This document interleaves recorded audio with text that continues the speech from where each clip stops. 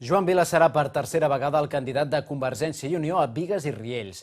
Així ho ha escollit aquest dilluns al vespre a l'Assemblea Local del partit. L'actual alcalde ha rebut el suport d'un 80% dels militants locals. Serà la tercera vegada que Vila lideri la candidatura. La primera va ser en relleu de l'aleshores alcalde Josep Maria Pasteller i no va tenir prou suport per governar. En les últimes eleccions va obtenir 6 regidors i va iniciar la legislatura en minoria, un inici de mandat dur en el que fins i tot va afrontar una moció de censura. La seva intenció, al liderar de nou la llista, és poder construir una majoria àmplia amb la voluntat de fer un govern fort. La resta de la llista és encara una incògnita, però Vila assegura que serà transversal.